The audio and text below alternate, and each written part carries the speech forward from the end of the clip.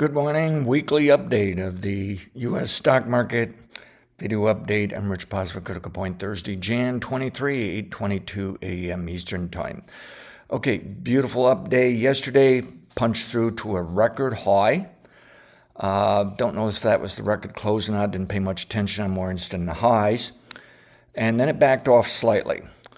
This morning, don't see any real news to bring it down. The futures have been backing off. Interest rates are moving up. We probably got a level 3 bottom in interest rates. It's probably moving higher into the Federal Reserve meeting next week. Stock market may not like that, and we do believe we're going to get a setback in the stock market by next week. So at any rate, on this hourly chart, we can see this gap, and to me, that's a downside target for them. They're all happy-dappy. They made a record high, but you're now seeing a little bit of sentiment there. People saying, I don't want to be the guy that paid the highest price. Even if it is going higher later, I don't want to ride out some kind of down move to have it go back up, okay?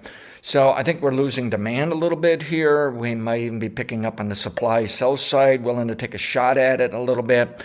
But overall, I think it's not going to be all that big a deal to the downside. They can bring this back to 60-60 on down to around even 60-23 for a level 3 move. And then, of course, if they take it to a new record high, especially next week, especially after, say, Monday or Tuesday, then we probably got a brand new level 3 uptrend that's going to last for a while. And we'll explain that in a moment. But first, let's go to the 6 hour. Let's see, that's the 12-hour chart. I want to go to this chart, the 6-hour chart, the S&P 500 futures, and see what we have for model analysis. Well, lo and behold, we were looking for a level 4 top yesterday. And I was a little nervous it might hang in there to today, but it's looking like we got it. It's a done deal. Now, that can very well be a level 3 top. It's getting so late they stretched the rubber band. It may be time now to take this market down into next week. So keep in mind, the level 4s are pops and drops day to day during the week, okay?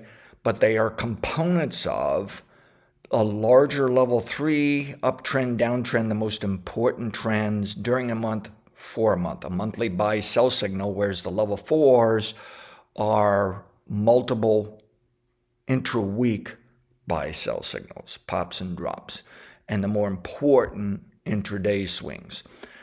What the model's warning, however, there can be one last level 4 upswing into a level 3 top, now into next Monday, maybe Tuesday, should be no later than Monday, and it could be over by tomorrow. And what it's saying is we have to consider they pulled it back overnight, but this could be into a level 4 bottom. And then the next level 4 upswing by tomorrow could actually take it to a record high and extend this level 3 uptrend. But that should be it. So the bottom line is on the level 4, yeah, it's coming down, but it's probably going to be back up by tomorrow. The bottom line on the level 3 is it might now actually be down into next week, and the level 4s aren't going to be able to pop much at all. They're going to spend more time down and more downside price change. However, we might have to ride out one last blip up in the level 4s, extend that level 3 higher into tomorrow, Monday, then actually bring it down. Looking at just the level 3, looking out to next week, the more important move is probably down. If they bounce this today into tomorrow, you could use today's lowest price, the daily low, that if the market goes below it, you want to be on board the train for a level 3 down move next week. In the meantime, we don't have any kind of price level to tell you to do it, but it may be worth just going ahead and selling this now. If you're a level 3 trader, just realize you may have a problem in the next day or two, okay? That it goes back up on you and even to a record high and then down. All right. Getting very close, extreme here. It is time to bring this down for that level 3 trend. Now, how important is that? Well, some level 3s can be a lot of downside. It can be quite important. Most are not. And probably over the last 7 years, we've evolved away from the prior 50 to 100 years when level 3s, about every other level 3 doesn't seem to work that well. They like to combine two and make a bigger deal out of every other one. So that's a little bit of an evolutionary process within our business cycle modeling. This is the daily chart of the S&P 500. Look at that move, straight up.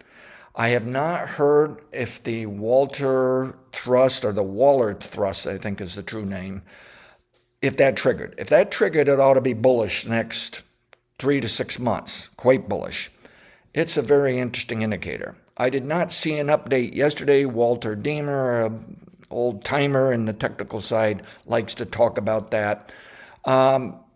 So I don't know if it triggered or not, but they were watching. It was very, very close to triggering. And it's basically just saying the market is just so strong that even if you knock it down, it's going up later, is basically all they're saying. And they have the history and statistics to support that, okay? So another thing to look at is look at these gaps. There's a gap up. There's a gap up. Those are breakaway gaps. There's actually a trader's gap in there and yet another breakaway gap. This thing's starting to act like a commodity. When commodities, they just get a little crazier. Individual stocks get a little crazier than the overall stock market. When you see that many gaps up, you have to assume it's just about exhausted. It ought to be done. You have to ask yourself, do you really want to buy this, even though it looks so strong? Now, daily indicator, extremely overbought. It's so overbought, I don't doubt later on it's going higher still, but we have to respect the face value of this overboughtness, that it can pull back before going higher. What can it pull back to? Well, it could pull back to fill the gap, so it can bring it back to about 60, 50, 49, something like that. It can bring it back to the 5-day moving average that's screaming higher. Worst case scenario, I think, is they bring it back to the 40-day moving average, currently just around 59.83. That's the most downside I see for this level 3 move. Then I think it's going higher because there will be another level 3 top. There always is. It's like the hands on a clock. There's always midnight and 5 after and 10 after and 15 after and whatever, okay? However, we're likely in much larger up moves. So this is why we want to assume these level 3 moves will not be as serious as maybe in the past 4, 5, 6 weeks here, okay? Limited downside, maybe unlimited upside, okay, is kind of the posture that we're in. So now let's switch over to the futures and get some model analysis here, okay? And throw that on, and there we are, and we had this beautiful down move we correctly forecast, and now we have a straight up rocket move that maybe by a little bit of luck we got in near the bottom, okay, just ahead of the inflation report, because it really shouldn't have bottomed that soon, but we detected things going on, okay, that we had to acknowledge and go with and take a chance, and it worked out for us. This line is showing us when it ought to top out. And I think it's actually offering just a little more time what it should do. I think if you see it trading below yesterday's low in the futures at 60.87, you might want to take a chance. Level 3 down move into next week is underway. I think any down day this week into next week is likely a sign of a level 3 top, and it's going to be down next week. So use those as some factors to dial in with whatever else you're using for this. We're not going to alert you and give you a signal on this level 3. We think it's only pulling back some into a level 3 bottom, and it's going higher later. Now, let's touch base on interest rates before we actually go on with the bigger trends, because we've said it's time for an up move in interest rates. And lo and behold, look at that. It's turned around. That's the level 3 bottom. This is the level 3 business cycle. Up move, down move. It's now up. It should be higher next week. I think that's going to be one reason. There might be many, but one reason the stock market is going to be down next week, because the interest rates are going to be up. Now, how much downside is debatable. I say it's going to be a small amount, because I don't think interest rates are going to scream higher. And we have a Federal Reserve meeting next week, so they're probably just playing games here, adjusting for Federal Reserve. They're probably going to put it up some. It may go up for a while after the Federal Reserve on Wednesday. It may top out just ahead of it. It may top out the same day. Don't know yet, okay? I don't think this is going to be a big up move in interest rates, so I don't think it's going to be a big down move in the stock market. I don't think the Federal Reserve is going to lower interest rates. They're not going to raise them, okay? All right, so we'll take it one step at a time here, but I just got to warn you, I think this interest rate thing right now is telling us there's a chance we're going to be right. They're going to bring this stock market down by next week. They may start as soon as today. Okay, now we can zoom out for some of the larger trends on the stock market. And actually what I want to do is go to the weekly list, and we want the S&P 500. And we want the cash market. And it went to a record high and ahead of a level 2 top. So we have to assume that even though they're going to back it down next week, they're probably going to buy it the following week. So down in next week, up next week into the following week. And then we'll reevaluate, because starting the week of February 3rd on into the week of March 3rd, and it's looking like it will occur in February, we're going to get a level 2 top, the second most important kind of sell signal during a year. There's about 4 to 6 of them. However, about every other one is probably the more important level 1 sell signal, okay? So we'll then have a bigger down move from February into March than what we would expect from these level 3 down moves. And the level 3s are just going to toe the line. They're going to jump in line, okay? Once that level 2 is out of the way, the market should move higher still into a level 1 top, currently slated for the week of April 7th on into the week of May 5th. And there's some weird stuff saying it may even take to June, but right at the moment we're saying up into April, May. This record high this week violates a level 1. It violates a rule in the model that triggers a rule in the model that says the future level 1 in April ought to be at a record high.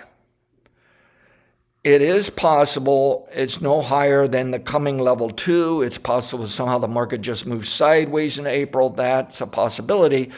But that level 1 high should not be like much lower than where we are today. It just doesn't, it's never worked that way in 100 and some years, okay? So the bottom line is we probably are in a bullish move into April, May. Sometime April, May, will top out and pull down, and I've allowed April for a bottom, but ideally it's probably not going to bottom to May, June, July. So it's probably going down from April into May, or May into May to June, July, something like that. That should be a bigger down move, because it's going to be a level 1 to a level 1. And that's the most important kind of sell signal during the year. It occurs about 2 to 3 times a year. One of those could very well be the highest price of a year.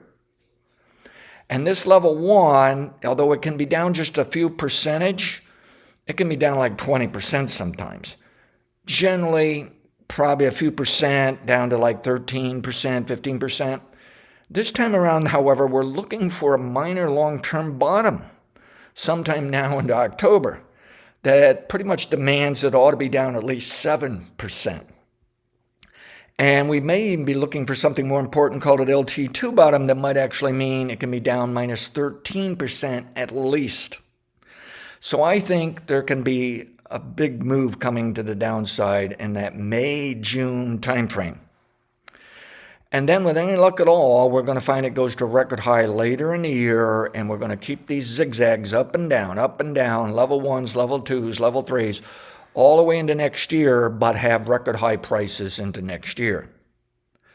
But I'm going to discuss here in a few minutes something more serious to the downside that might actually even destroy the chance for an up move this year, but it's still looking like we at least ought to be up into April, okay?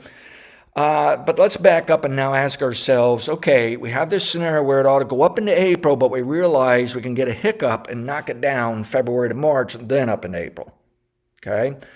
What are we doing for price targets? Yesterday, we generated the model, I should say, generated upside targets of 63.85 or 65 up to about 65.14. And as I told you, I ran a scenario that what if the market could go high enough so that it comes down 7% to maybe 11% and even fills a gap made a few weeks ago or a few months ago and doesn't go any lower. Doesn't go as lower than what we did back in July, August of last year. To do that, we need the market to go up to 6,300 to 6,600. Well, we just generated targets 63, 65 to 65.14. So we might be making a forecast of a forecast that you may not particularly care of doing it that method. All right, that can be a bit iffy. Something could go wrong. But it's interesting. We're trying to forecast where it should be in the future, then forecast what it should do after that. we can see how the math is working here, that they want to put it up high enough so they can drop it enough to repeat history, but they don't actually do any damage and take out, say, that August low of last year. They don't put it that low. In fact, they may not even take out last week's low. All right? So I'm all with them. I'm bulled up. It's happy dappy, but there are problems out there, okay? And there's alternate scenarios saying it doesn't have to be all that bullish after April, okay? All right, we could have some issues. So now we're going to discuss some of that. You know our forecast. We want to be bullish in April. We are going to warn you of a level 2 sell signal, buy signal along the way. Okay, and then we'll do our best to help you make decisions on level 3s if you like to trade that fast, the monthly buy-sell signal that's going to zigzag along the way with these level 2s and level 1s, okay?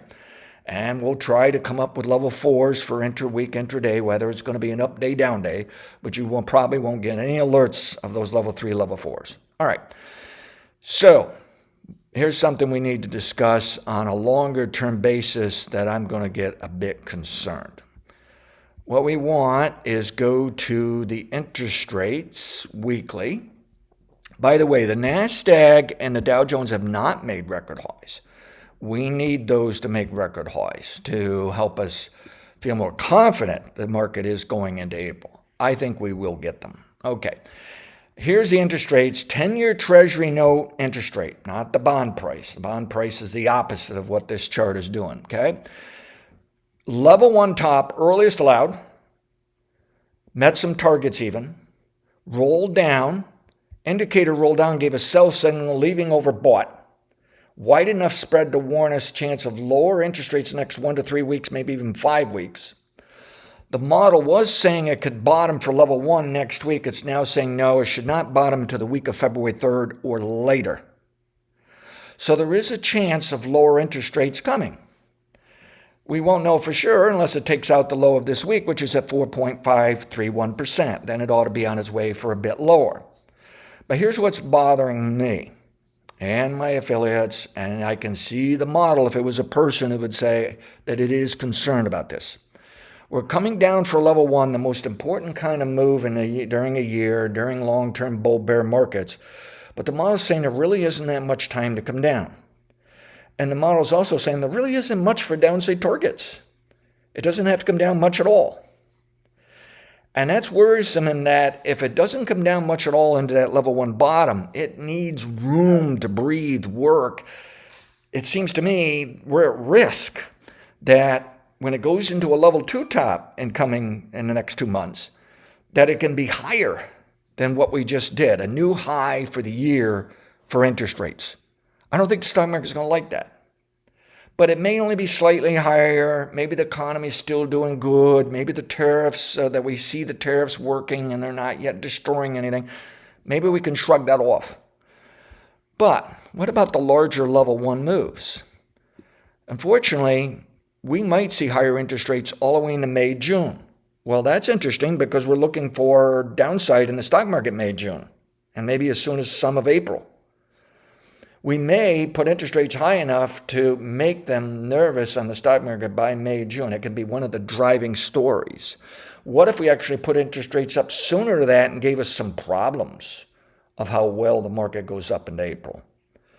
Now, here's another issue. I'm concerned when it takes out last week's high interest rates higher than 4.809, we're going to have a minimum upside objective of 5.034. Uh-oh. That is a new high interest rate for this decade. Uh-oh, that's above the 4.98% that it gave you in a special report last week or the prior week.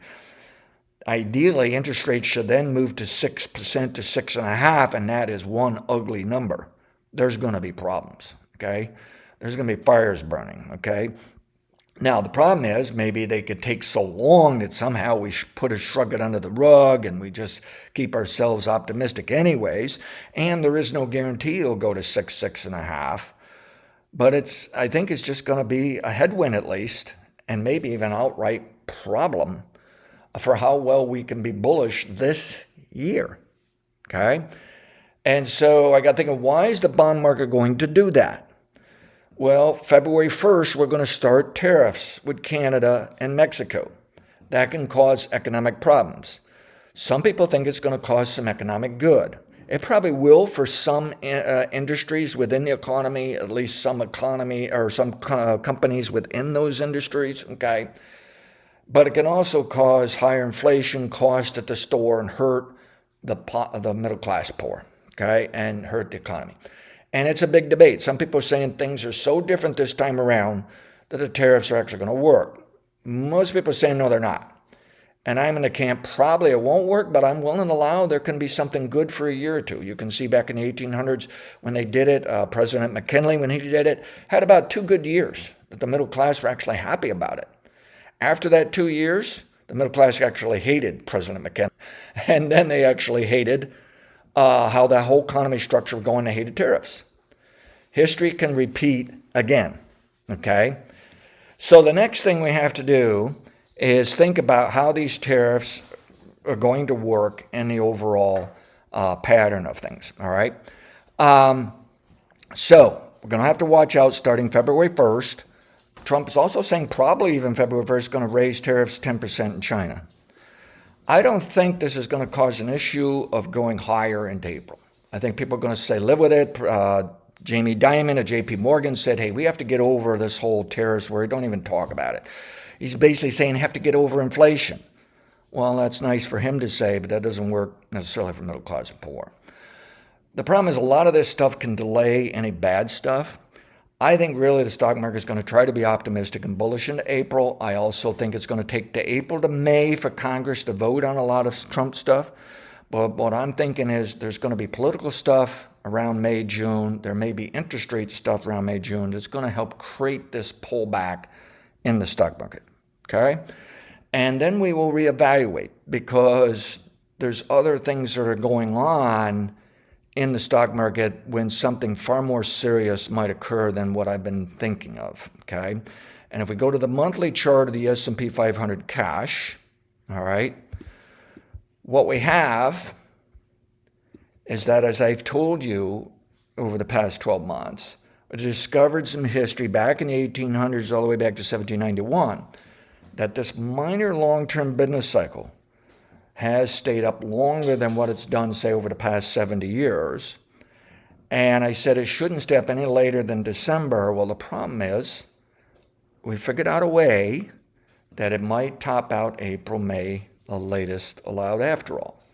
And that's pretty much it. That pretty much uses the entire history of the U.S. stock market, economy, interest rates relative to these business cycles. So that's the line we'll draw in the sand, that if it's bullish July, August, so forth, we got to stay with the bulls. And we said all along, the next piece of evidence is to be bullish, record highs after August, stuff like that. But the concern here is we might actually put in a minor long-term top after all April, May, not just a level 1. And the concern is instead of minus 7%, minus 13% down, it could be minus 20 to minus 25. And I've said all along, it's difficult for me to see how can we be down minus 25% 2022 and the very next same cycle be down 25% again. Well, history back to 1791 shows a little more than a third of the time we did just that. It was minus 15 to minus 30% down.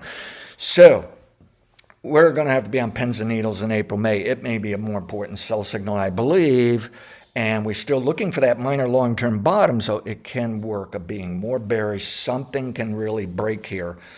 And then on top of that, we took a look at that once a decade sell signal that I've said for years was 2028 to 2031, but recently under Trump have said it could be as soon as 2027. Now we're getting nervous it can be 2026 and even as soon as this year, because if you go back to George W. Bush, it went from 2000 to 2007, maybe 2008.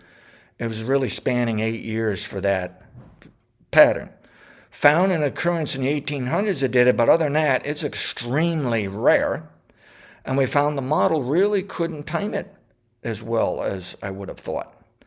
That it was like suddenly the machine just broke. The country just broke. This looks like very low probability to be thinking about this year, maybe a little higher probability next year. And then by 2027, we can throw that out and just look at our normal modeling of saying, hey, 2027 on to 2031, we're going to look for that once a decade sell signal. That's still the highest probability. But things can go wrong in 2026. Things can go wrong as soon as this year, and I didn't think I'd ever say that, okay? And they might go as wrong as April, May, and they might lead not only at 30% down, but 60% down. Let's keep this amongst ourselves, and we'll discuss this more as we get into April, May. Again, we don't really have the evidence. It doesn't seem the same story of back in, say, 2007, 2008 with the financial crisis. It doesn't seem the same story back in the 1800s, although I have more research to do on the one in the 1800s. But there are some things concerning people. The delinquency rate of credit cards is at record high for people paying minimum amounts. It's not record high for the cards that are actually delinquent, but it's up. It's strong. That's concerning. What I've learned from that is I don't think you can use that to time on the next recession. It can come and go. It can be something that's way ahead of before we actually get ourselves in trouble. Car loans are showing signs of trouble. There's some stress out there for the middle class and poor. In our economy. There's cracks, and we've been knowing this for a year now, especially looking at the kitchen business cycle. There's cracks in the system. It looks like we still want to gamble that it's really a standard operating procedure where things get fuzzy, sloppy, yet we work through it, and it all works out in the end, and we don't have a recession until later this decade when it's supposed to work. The problem is when we go back to 1800s all the way into the 1950s, we find there were times of at least secondary recessions around mid-decade. And we're seeing the way we're going on the path of this country, we want to, for some reason, return to the 1950s into the 1800s. We're really already there, especially for the 1800s. We have to wonder the way the Federal Reserve is working, they may have a difficult time keeping up with some of this. And the way the inflation's working, and especially the chance with tariffs, we have to consider a secondary recession now into 2027 that we haven't seen in many decades. And again, that can create some of these problems. Not necessarily an early decade sell signal, but what we might see is a serious problem in the next year or two, get a very nice recovery, then we get the real serious problem we're looking for in 2028, 2031. We get two instead of one.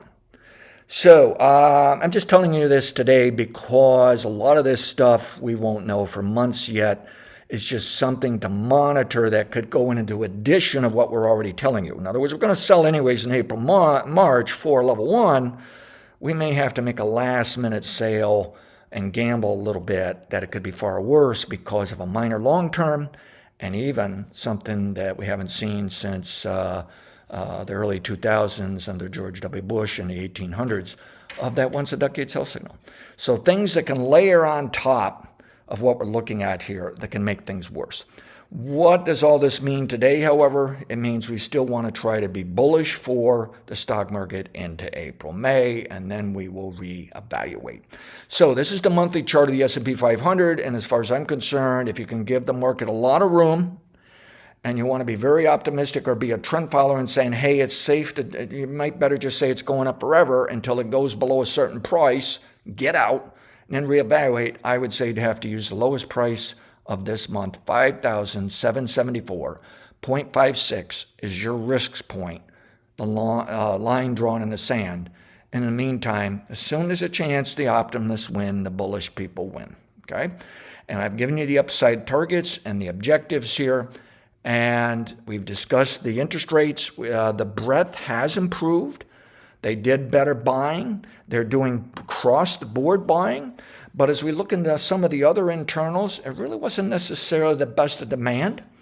And the level 1, level 2, level 3 traders I thought were really on top of this.